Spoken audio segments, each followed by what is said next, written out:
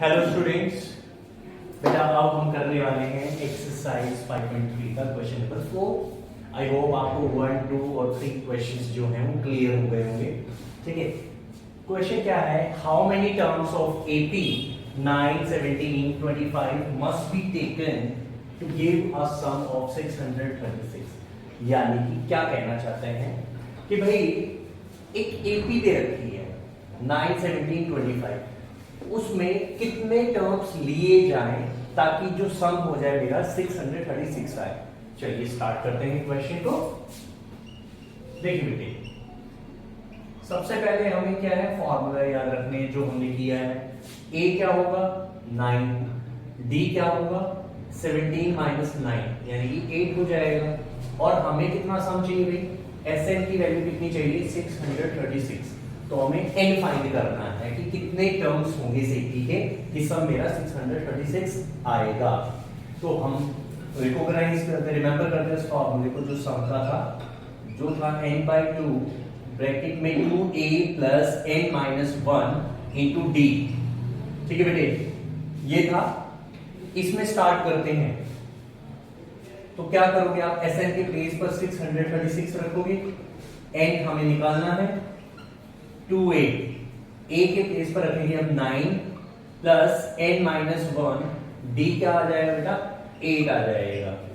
तो क्या करेंगे इस केस में? 2 यहां मल्टीप्लाई हो जाएगा, 636 multiply 2 equal to n bracket में क्या हो गया 9 टू 18 प्लस 8 को अंदर मल्टीप्लाई करो 8n माइनस 8। ठीक है बेटे, अब क्या करेंगे हम लोग?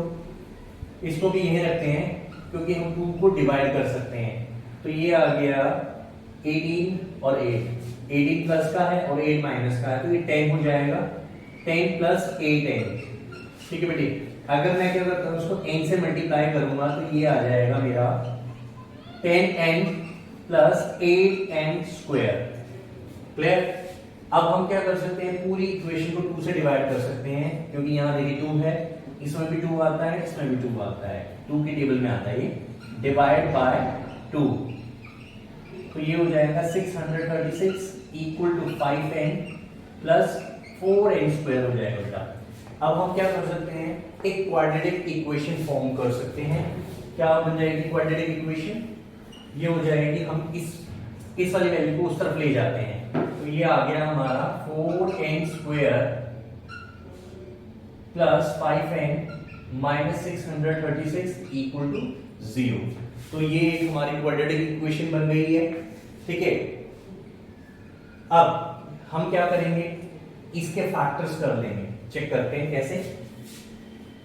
तो देखिए क्या है 4 इंटू 36, 4 इंटू 36 जब आप मल्टीप्लाई करोगे 4 6 24, 4 3 12 और 14 का 1, 4 6 24 और 25, 2544। देखिए बेटे, अब यहां क्या है हमारा मल्टीप्लाई करके कितना है 2544। इसके प्राइम फैक्टराइज कर लेते हैं हम लोग। 2 से करते हैं पहले, 2 2 2 2 4, 2 7 14, 2 2 4। 2 से करेंगे फिर से 2 6 12, 2 3 6, 2 6 12। 2 से करेंगे फिर से 2 3 6, 2 1 2, 2 8 16। 2 से करते हैं फिर से बेटे, देखिए 2 1 2, एक कैरी फॉरवर्ड होगा, 2 5 10 और 2 9 18। ठीक है बेटे, अब किससे जाएगा? 3 की टेबल चेक कर लेते हैं। 3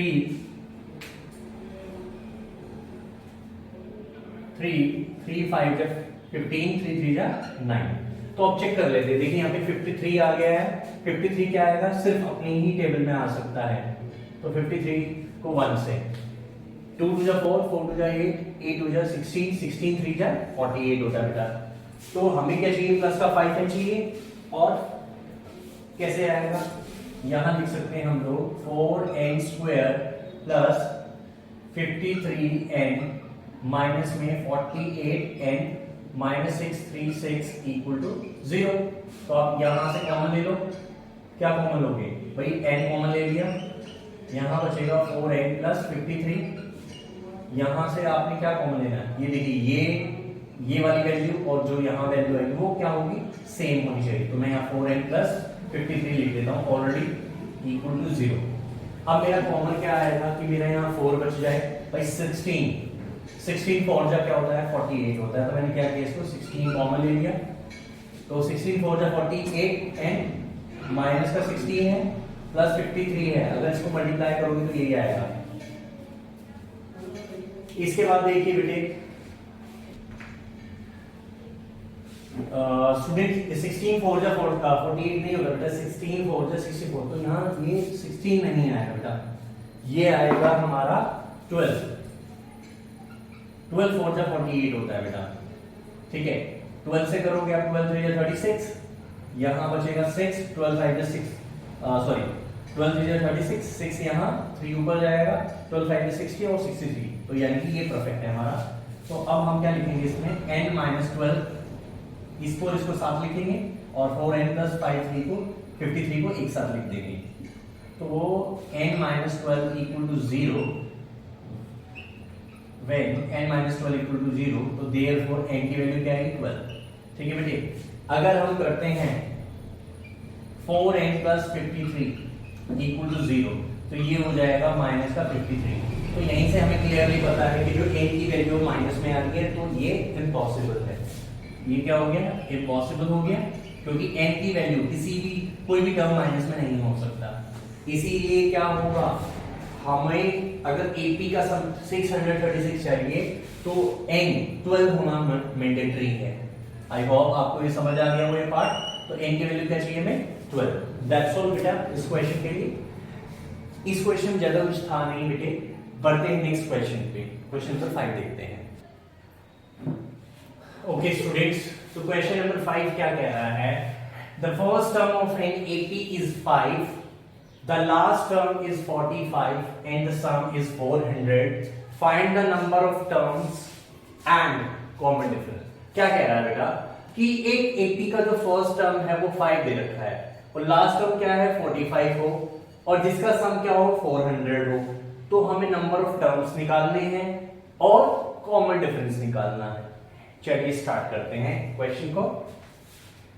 देखिए सब कुछ हमें गिवन है, तो इसको देख लेते हैं कैसे होगा।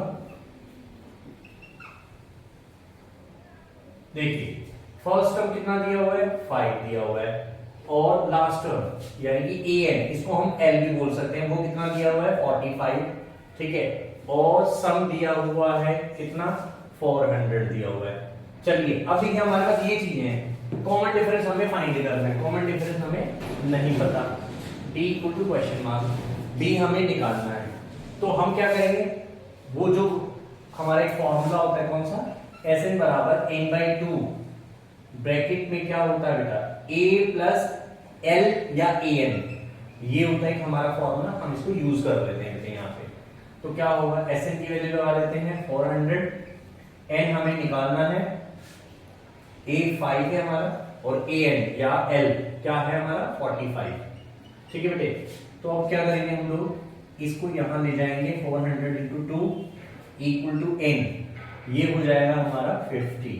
तो देयरफॉर n की वैल्यू क्या हो जाएगी 400 इंटू 2 अपॉन में 50, 0 से 0 कट गया, 5 8 जा 40।